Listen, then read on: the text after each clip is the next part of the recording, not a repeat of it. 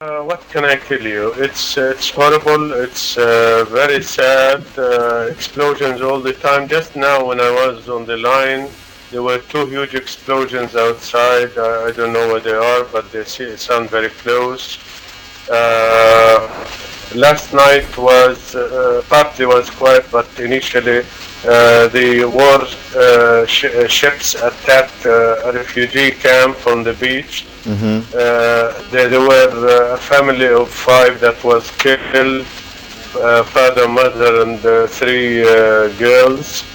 The oldest of them was 7, and there were reports of anything between 50 and 100 injured. Some of them were severe. Mr. El-Haddad, I have to ask you: is there a difference in we got the first daylight pictures yesterday? This is going into the second day. I'm wondering if you have seen a difference in the fighting or tactics in daylight hours and nighttime hours. Not this night. Of course, now it's 5 o'clock in the morning here, 6 o'clock in the morning. Last night was a horrible night. There were fires, bombing all through night. We had no sleep at all. Tonight I could manage to sleep like 3 hours, but every now and then there are bombings and explosions. Yeah. And Layla, I want to ask you, you're here in the United States and you're safe, watching your father, seeing him this way in the middle of a war zone. How has this been affecting you? I mean, it's as my father mentioned, it's horrible. They're in the dark, knowing that they're in the dark, literally and figuratively. As you mentioned, there's a media blackout in Gaza. Israel has cut off electricity completely to all of Gaza City, to about 80% of the entire Gaza Strip.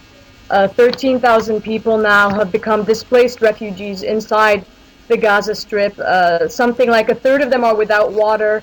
I mean, people are lacking their basic necessities, and that includes my family. And they're calling me to find out what's happening around them because the electricity's out. They have no access to information. There are a few foreign journalists there. So my father will often call me and tell me, what was that? I heard a large explosion. You know, I want to make sure they're okay, and they want to make sure that the people around them are okay and they're not in harm's way. Mr. El-Haddad, I have really only 10 seconds here. Is there anything you want to say to your daughter while we have you up? Well, I love you, my daughter. I love my children, Tariq and Hazim, and I miss you all. And I just hope that we live and meet again. And if not, God help you and take care. Layla, I have really, what do you want to say to your dad? 5 seconds. Stay safe, be as safe as you can, and continue to speak to the world about what's happening.